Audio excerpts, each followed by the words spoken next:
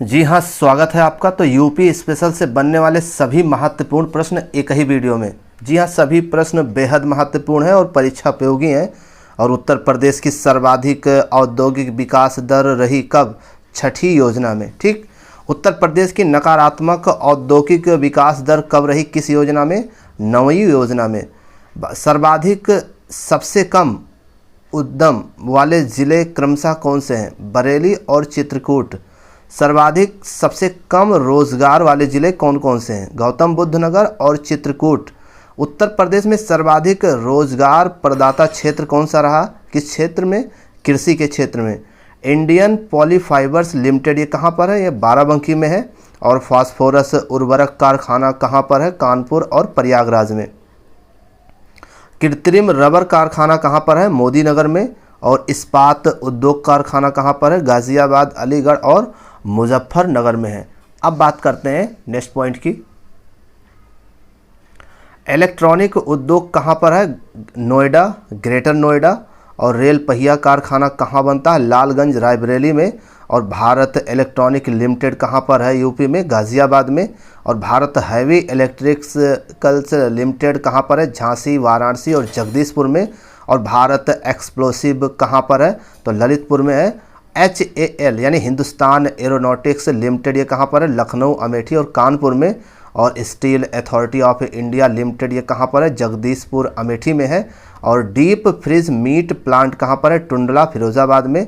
और scooters India limited कहाँ पर है? ये लखनऊ में है। और यूरिया उर्वरक कारखाना शक्तिमान ये कहाँ पर है? जगदीशपुर, अमेठी में है। और आइए फटाफट इन महत्वपूर्ण प्रश्नों पर अभ्यास कर लें।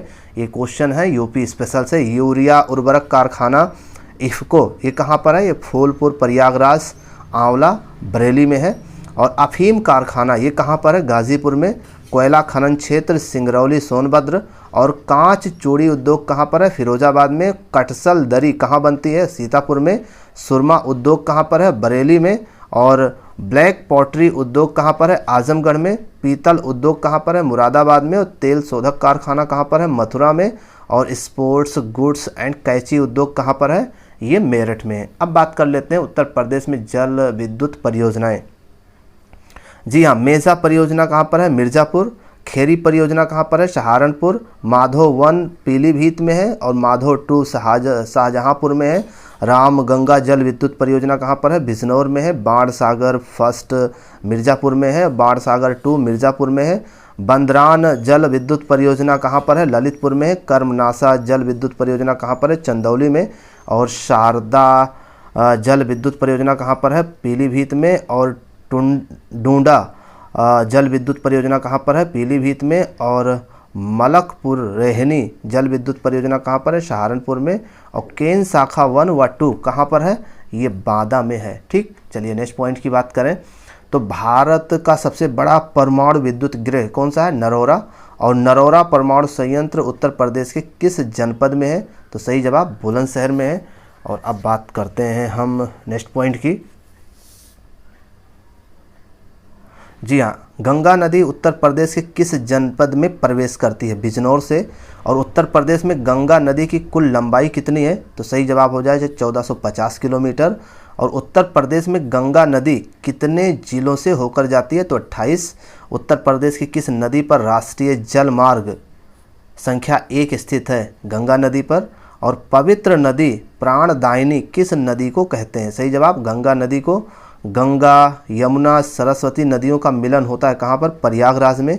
और जैन धर्म का पवित्र पर्यटन स्थल कंपिल कहाँ पर है? गंगा नदी के किनारे है। और सूर्यपुत्री किस नदी को कहते हैं? ठीक, सही जवाब यमुना को सूर्यपुत्री के नाम से जाना जाता है। अब बात करते हैं हम नेक्स्ट पॉइंट की।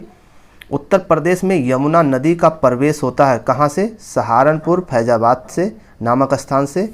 यमुना नदी उत्तर प्रदेश के कितने जिलों से होकर जाती है? तो ये 19 जिले। यमुना नदी की उत्तर प्रदेश में कुल लंबाई कितनी है? तो 1376 किलोमीटर। घाघरा नदी उत्तर प्रदेश के किस जिले में प्रवेश करती है? लखीमपुर खीरी और बहराइच सीमा पर। घाघरा नदी को अयोध्या में क्या कहते हैं? सरजू नदी कहते हैं। और रामगंगा नदी प्रवेश के किस स्थान में प्रवेश करती है? प्रदेश के किस स्थान पर प्रवेश करती है? तो बिजनौर के जनपद के कालगढ़ के निकट से प्रवेश करती है। और नेक्स्ट पॉइंट है काली नदी प्रदेश के किस स्थान में प्रवेश करती है? तो पीलीभीत में। देखिए अगर आपके पास समय नहीं है तो आप मोबाइल रख दीजिए, चलता रहे, आप सुनते रहिए तो भी आपका कॉन्सेप्ट क्लियर हो जाएगा। गोरखपुर की शोक नदी किसे कहते हैं? राप्ती नदी को। और राप्ती नदी प्रदेश के किन जनपदों से होकर बहती है? श्रावस्ती, बहराइच, बलरामपुर, सिद्धार्थनगर, संत कबीर नगर और गोरखपुर। जी हाँ, नेक्स्ट पॉइंट की बात करें तो गोमती नदी प्रदेश के किन जिलों से होकर बहती है? पीलीभीत, शाहजहांपुर, सीतापुर, खीरी, लखनऊ, सुल्तानपुर, जौनपुर से ये बहती है। और काली नदी उत्तर प्रदेश के किस स्थान में यमुना नदी में मिल जाती है? सही जवाब जगमनपुर, जालौन के निकट। टोंस नदी कौन सी नदी है? टोंस नदी किस स्थान में गंगा नदी से मिलती है? तो प्रयागराज के सिरसा स्थल पर।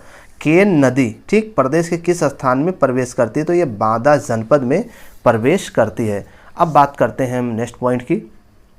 स्वर्ण नदी किस नदी को कहते हैं? तो सोन नदी को स्वर्ण नदी कहते हैं। सोन नदी उत्तर प्रदेश के किस जिले में प्रवाहित होती है? सही जवाब सोनभद्र।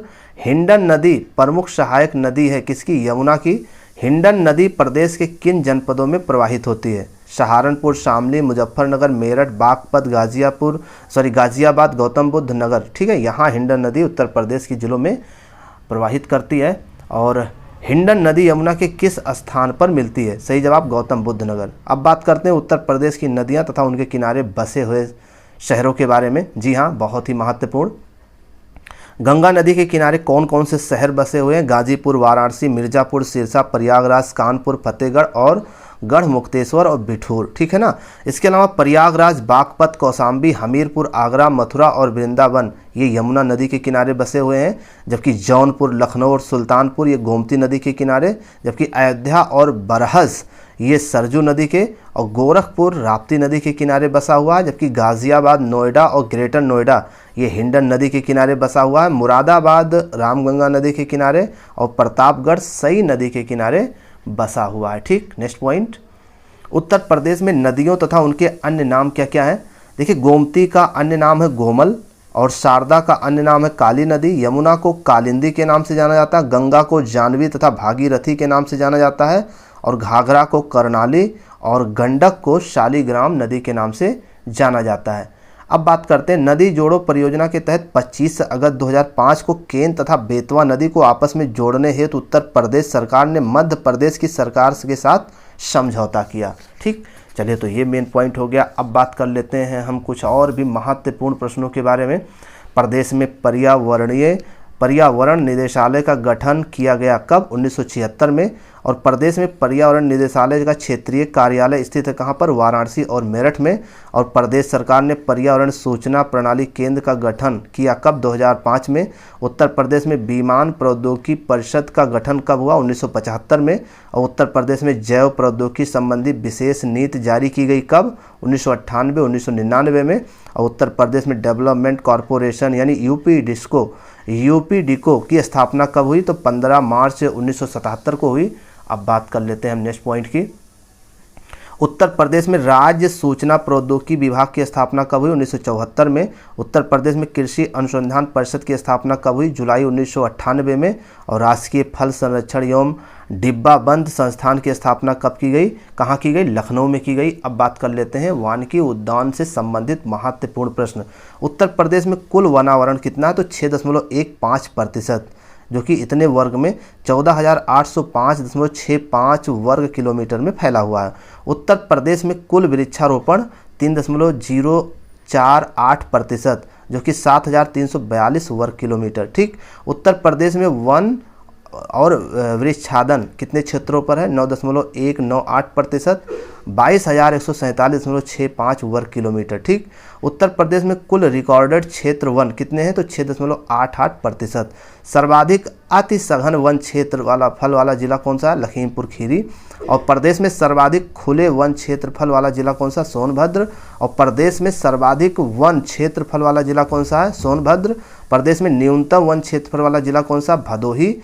और जबकि नेक्स्ट पॉइंट की बात करें, जी हाँ, प्रदेश में सर्वाधिक 1% वाला जिला कौन सा है? सोनभद्र। उत्तर प्रदेश का न्यूनतम 1% वाला जिला कौन सा? भदोही। उत्तर प्रदेश का पहला वन ग्राम कौन सा है? वेलहत्थी ग्राम सोनभद्र में है। सामाजिक वानिकी योजना की शुरुआत कब हुई? 1979-1980 से। उत्तर प्रदेश में वानिकी परियोजना का गठन कब हुआ? मार्च 1998 में। और हरित पट्टी विकास योजना की स्थापना 2012-13 से शुरुआत हुई। ऑपरेशन ग्रीन योजना की शुरुआत 2001 से। और नवाब वाजिद अली शाह प्रणाली उद्यान कहाँ पर है? लखनऊ में। एलन फॉरेस्ट प्रणाली उद्यान कहाँ पर? कानपुर में है। और लायन सफारी पार्क कहाँ पर है? तो ये है राष्ट्रीय चंबल अभ्यारण्य इटावा में। और भारत का सबसे बड़ा घड़ियाल अभ्यारण्य कहाँ पर है? चंबल नदी क्षेत्र में। और इसके अलावा भारत का पहला डॉल्फिन सूचना केंद्र कहाँ पर है? चंबल नदी क्षेत्र में। और प्रदेश का तीसरा टाइगर रिजर्व कहाँ पर है? पीलीभीत में। अब बात करते हैं प्रमुख वन्य जीव विहार की। जी हाँ, प्रदेश की कुल पक्षी विहार की संख्या कितनी है? 14। उत्तर प्रदेश में कुल वन्य जीव विहार कितने हैं? 12। और उत्तर प्रदेश में कुल राष्ट्रीय उद्यान कितने हैं? 1। और उत्तर प्रदेश में कुल संरक्षण केंद्र कितने हैं? तो ये 3 संरक्षण केंद्र हैं। अब बात कर लेते हैं नेक्स्ट पॉइंट की। उत्तर प्रदेश का एकमात्र राष्ट्रीय उद्यान कौन सा है? तो दुधवा लखीमपुर खीरी में है। और इसके अलावा दुधवा राष्ट्रीय उद्यान का कुल क्षेत्रफल कितना है? 490 वर्ग किलोमीटर। दुधवा राष्ट्रीय उद्यान में प्रोजेक्ट टाइगर की स्थापना कब की गई थी? 1987-88 में की गई। और प्रदेश का सबसे बड़ा पक्षी विहार कौन सा? लाह बाहोसी पक्षी विहार 1988 कन्नौज में। और प्रदेश का पहला पक्षी विहार कौन सा है? तो नवाबगंज यानी चंद्रशेखर आज़ाद पक्षी विहार 1984 उन्नाव।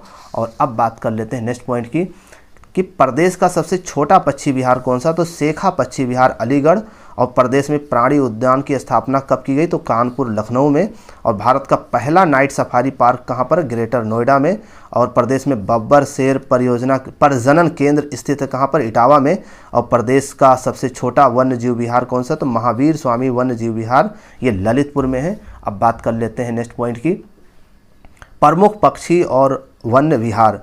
देखिए, सुहागी बरवा वन्य विहार कहाँ पर है? ये महाराजगंज में है। सुहेलवा वन्य जीव विहार कहाँ पर है? श्रावस्ती बलरामपुर में है। और उत्तर प्रदेश का सबसे छोटा विहार कौन सा? पटना पक्षी विहार एटा में है। और भीमराव अंबेडकर पक्षी विहार कहाँ पर है? प्रतापगढ़ में। और सुराहा ताल पक्षी विहार कहाँ पर है? बलिया में। और चंद प्रभा वन्य जीव विहार कहाँ पर है? चंदौली 1957 में इसकी स्थापना हुई। और किशनपुर वन्य जीव विहार कहाँ पर? लखीमपुर खीरी 1972। करतनिया घाट वन्य जीव विहार कहाँ पर है? बहराइच में 1976।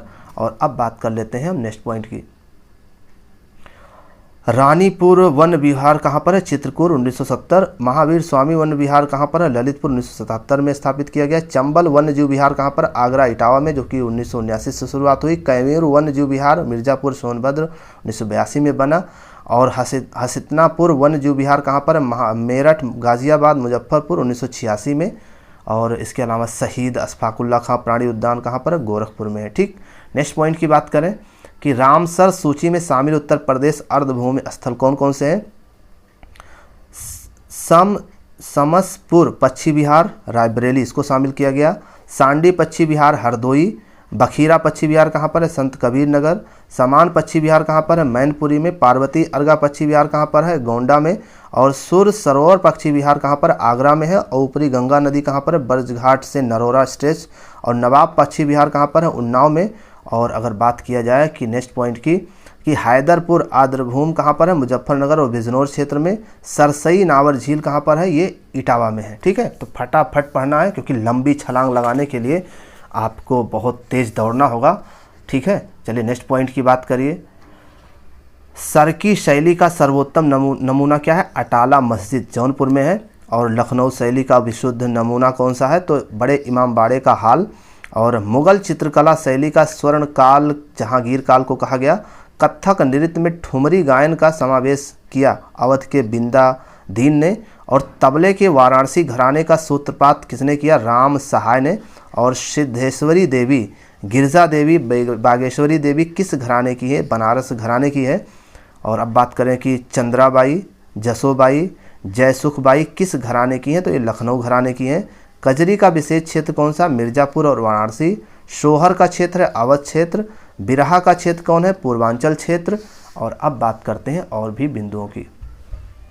झूला, होरी और फाक कहाँ का है? ब्रज क्षेत्र का है। मल्हार कहाँ का है? कौरवी क्षेत्र का है। रागनी, ढोला, सुहाग कहाँ का? पश्चिमी क्षेत्र का है। प्रदेश का एकमात्र शास्त्रीय नृत्य कौन सा? कथक है। और बिंदादीन, शंभू महाराज, बिरजू महाराज, उर्मिला शर्मा, शैलजा सिंह कथक नर्तक हैं लखनऊ घराने की। और प्रयागराज संगीत समिति की स्थापना कब हुई? प्रयागराज में हुई, 1326 में हुई।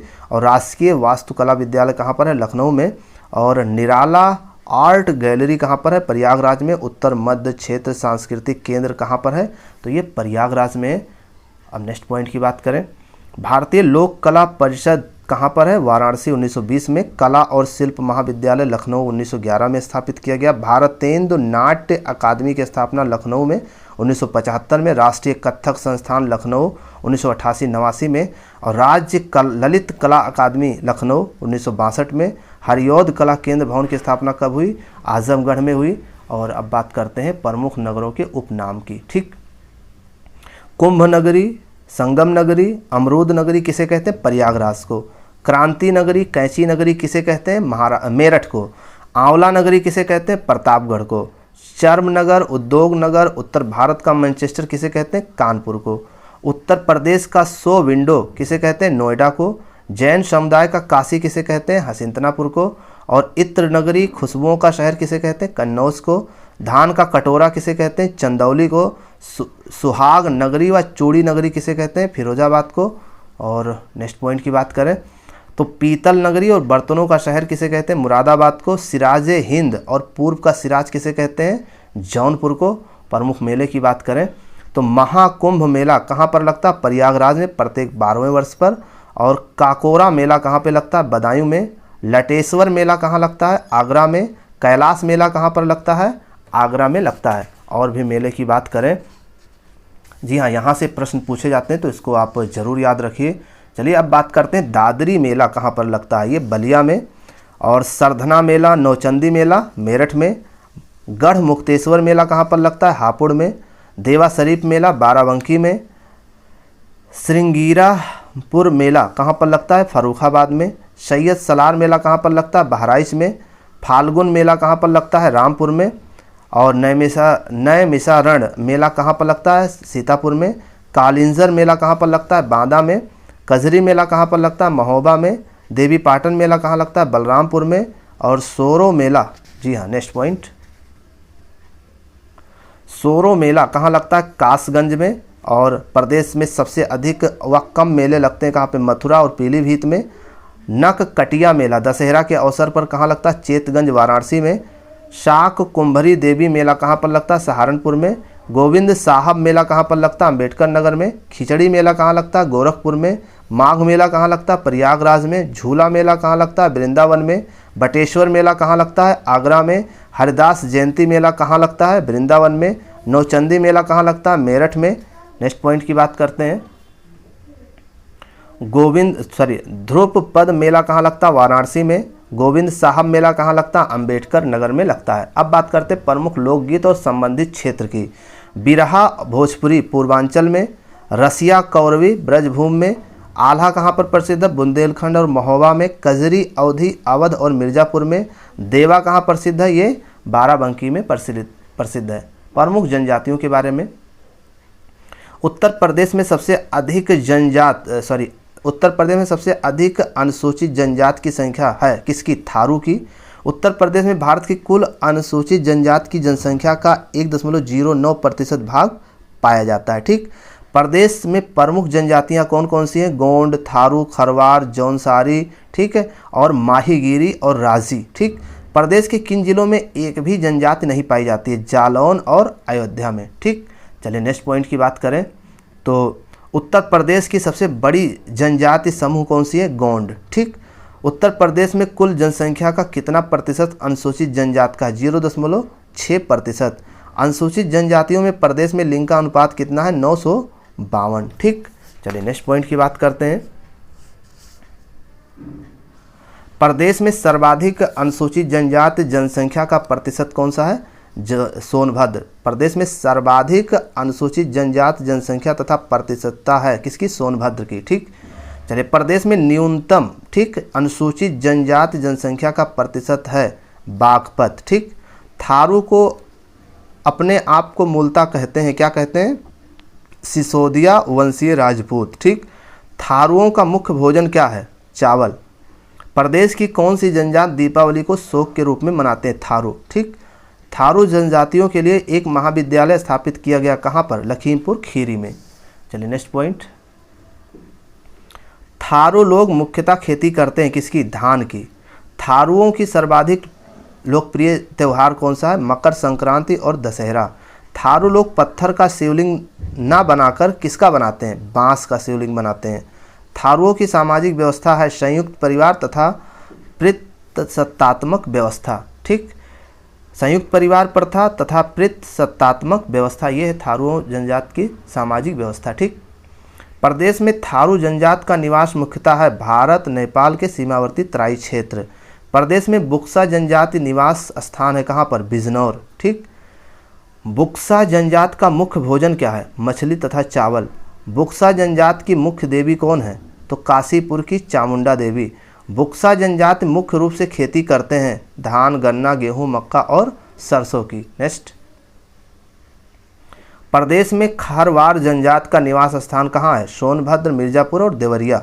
किस जनजाति का संबंध प्राक द्रविड़ प्रजाति से है? गोंड जनजाति। ठीक, गोंड जनजाति प्रमुख देवता है दूल्हा देव। ठीक, किस जनजाति को दूध लौटावा विवाह देखने को मिलता है? गोंड जनजाति। बैगा जनजाति का निवास स्थान है कहाँ? सोनभद्र। अगारिया जनजाति का निवास स्थान है कहाँ? सोनभद्र। माहीगिरी जनजाति का निवास स्थान है कहाँ? बिजनौर। माहीगिरी जनजाति की अर्थव्यवस्था का मुख्य आधार क्या है? मछली पकड़ना। ठीक, नेक्स्ट पॉइंट, उत्तर प्रदेश में 2003 से पहले एसटी श्रेणी में सूचीबद्ध की जाती थी कौन? थारू और बुक्सा जनजाति। उत्तर प्रदेश में 2003 से एसटी श्रेणी में सूचीबद्ध की गई जातियों की संख्या कितनी है? 10। नेक्स्ट, उत्तर प्रदेश कृषि विभाग से संबंधित। कृषि विभाग उत्तर प्रदेश की स्थापना कब हुई? तो 1875 में, विधिवत रूप से 1 मई 1982।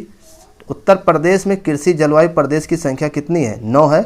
ठीक, तराई, पश्चिमी मैदानी, मध्य पश्चिमी मैदानी, दक्षिणी पश्चिमी, अर्ध शुष्क मैदानी, मध्य मैदानी, बुंदेलखंड, उत्तर पूर्वी मैदानी, पूर्वी मैदानी और बिंद क्षेत्र, ये उत्तर प्रदेश के कृषि जलवायु प्रदेश की संख्या 9 टोटल। ठीक, उत्तर प्रदेश के किसानों की आय को दुगुना करने का अवधि लक्ष्य क्या है? 2022 तक। उत्तर प्रदेश में बेरोजगार कृषि स्नातकों को रोजगार सृजन हेतु वन स्टॉप शॉप स्थापित की एग्री जंक्शन के नाम से। ठीक, उत्तर प्रदेश में किसानों की आय को दोगुना करने के सूत्र क्या हैं? कम उत्पादन लागत, उत्पादकता में वृद्धि, मूल्य संवर्धन एवं लाभकारी विपणन। तो ये थे यूपी स्पेशल से संबंधित महत्वपूर्ण प्रश्न जो आपके पेपर के लिए बहुत उपयोगी। बहुत बहुत धन्यवाद।